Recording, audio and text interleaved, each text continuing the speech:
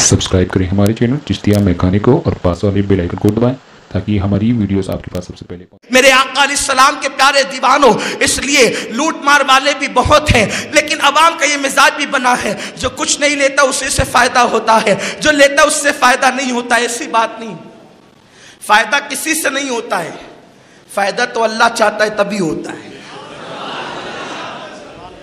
कोई कितना ही बड़ा आमिल हो, वो सोचे कि मैं बहुत बड़ा तावीज दे दूं तो शिफा तावीज कलम में नहीं है, उसकी मर्जी पर है, मेरे अल्लाह की मर्जी पर है। तावीज मिसले दवा के हैं, दवा पर तवक्कुल नहीं होता, खुदा पर तवक्कुल होता है।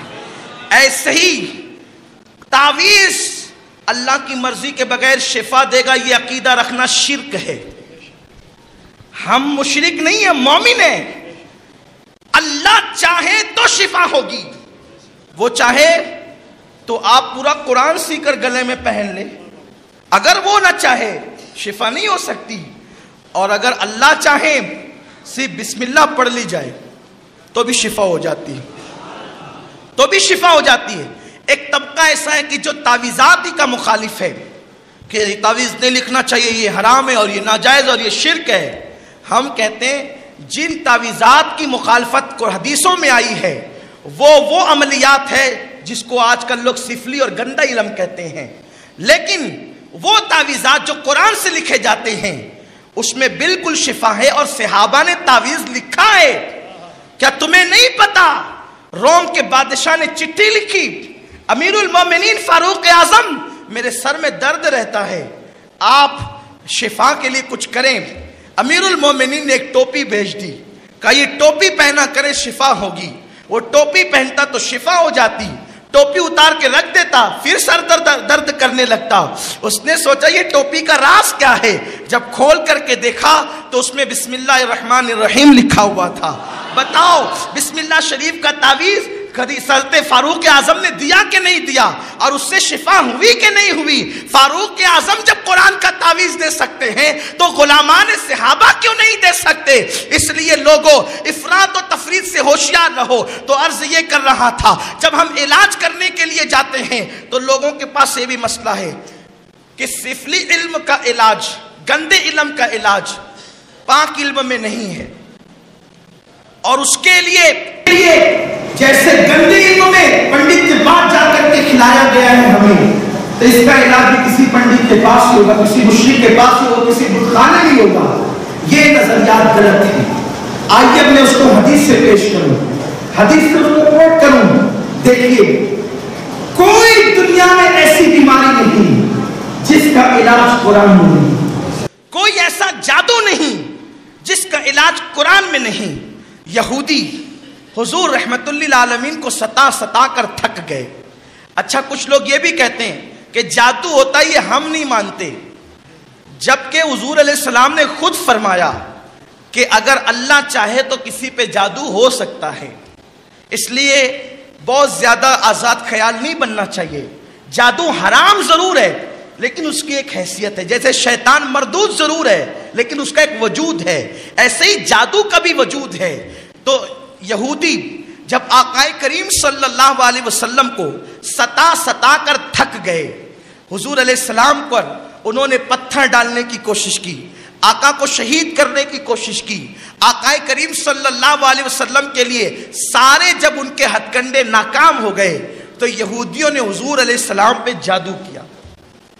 अच्छा, ये खास बात अर्ज कर दूं कि हुजूर रहमतुल्लिल आलमीन सल्लल्लाहु अलैहि वसल्लम पे जादू का असर भी हुआ, इसलिए कि आकाए करीम सल्लल्लाहु अलैहि वसल्लम का नाम ले लो, नाम पढ़ लो तो जादू असर नहीं करता। लेकिन हुजूर पर जादू क्यों असर किया? इसलिए कि अल्लाह के हर काम में हिकमत है, खुदा के हर काम में हिकमत है। अगर अल्लाह ये चाहता, अल्लाह की ये मर्जी थी कि मेरे महबूब पे जादू का असर हो, जब असर हो तो इलाज हम नाजिल करें, तो महबूब के सदके में हबीब की उम्मत को उसका इलाज मिल जाए।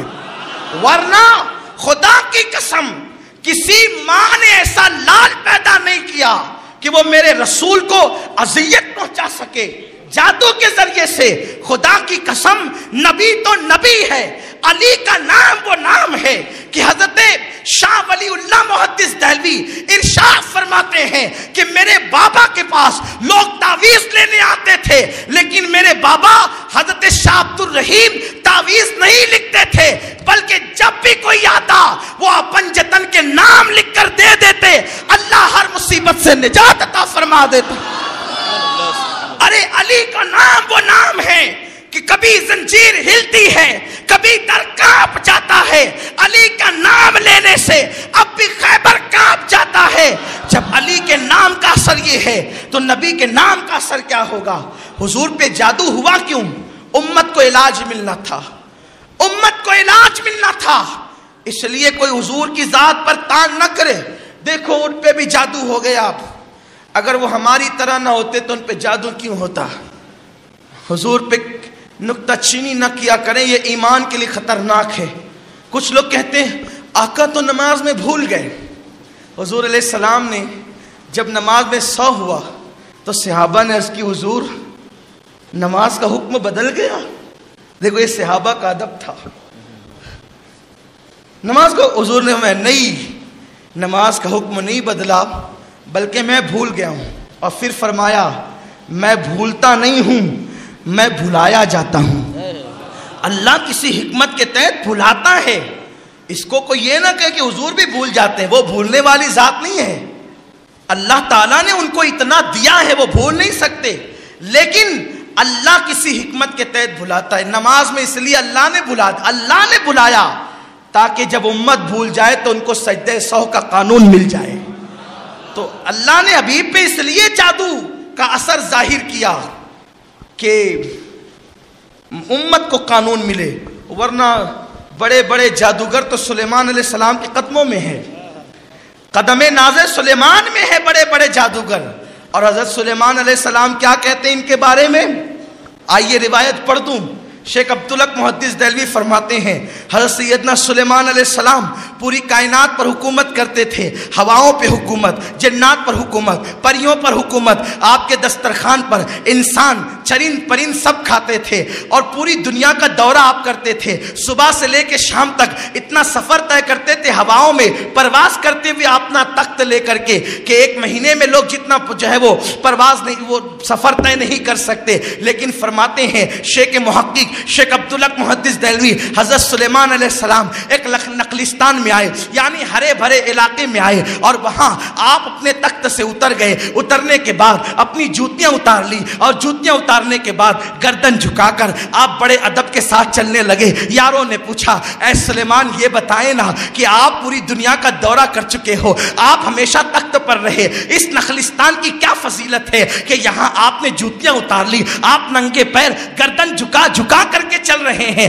تو حضرت سیدنا سلیمان علیہ السلام نے ارشاد فرمایا لوگوں تم مجھ سے پوچھتے ہو، لوگوں تم مجھ سے سوال کرتے ہو کہ میں اس نخلستان کی فضیلت کیا ہے کہ میں نے اپنے تخت سے اتر گیا اور میں نے جوتیاں اتار لی اور میں ننگے پیر چل رہا ہوں۔ حضرت سیدنا سلیمان علیہ السلام فرماتے ہیں اس نخلستان کی فضیلت یہ ہے کہ یہاں پر پیغمبر آخر الزمان محمد الرسول اللہ تشریف لائیں گے، اور یہاں پر ان کا مزار بننے والا ہے، جن کے صدقے میں اللہ نے مجھے نبوت عطا کی ہے، جن کے صدقے میں اللہ نے مجھے نبوت عطا کی ہے، وہ رسول یہاں تشریف لانے والے ہیں۔ آپ مجھے بتائیں، بھئی توجہ میری طرف کر لیں، آپ درود شریف پڑھ لیں۔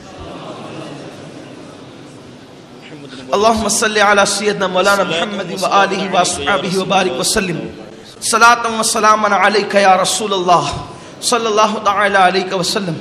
حضرت سلیمان علیہ السلام مدینہ طیبہ آئے آقا کی ولادت سے ہزاروں سال پہلے، تو سرکار ابد قرار کی احترام میں وہ ننگے پیر چلنے لگے۔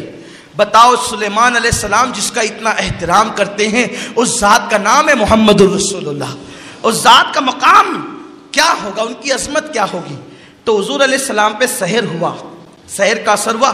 حکمت یہ تھی کہ امت کو تعلیم ملے، امت کو علاج ملے۔ جب سحر ہو گیا تو حضور سید عالم کے چہرے انور پر اس کے کچھ آثار ظاہر ہونے لگے، کچھ اثرات ظاہر ہونے لگے۔ آقا کریم صلی اللہ علیہ وسلم نے اللہ سے عرض کی میرے مولا اس مسئلے کا حل پیش فرما. تو اللہ تبارک و تعالیٰ نے قرآن کی آخری جو صورتیں ہیں سورہ فلق اور سورہ ناس وہ اپنے رسول پہ نازل فرمائی. فرمایا محبوب اس کی تلاوت کرو. اللہ کے حبیب صلی اللہ علیہ وسلم نے اس کی تلاوت کی اور اس کو اپنے وجود ناس پہ دم کیا تو سحر کا اثر ختم ہو گیا. پھر میرے آقا نے مولائے کائنات سے فرمایا علی جاؤ اور جا کر کے فلاں کنویں کے اندر ایک پتلا بنا ہوا ہے مجسمہ آٹے کا اور اس میں بال ہیں اور اس میں سوئی چبائی گئی ہے، وہ نکال لو. مولائے کائنات تشریف لے گئے، آپ نے سوئی نکالی اس پتلے سے اور بال نکالے اور اس طرح آقا کریم صلی اللہ علیہ وسلم سے سحر کا مکمل اثر ختم ہو گیا. یہ تو تعلیم امت کے لیے تھا تاکہ امت کو سورہ فلق اور سورہ ناس مل جائے، ورنہ میرے نبی کی شان اس سے بہت بلند ہے.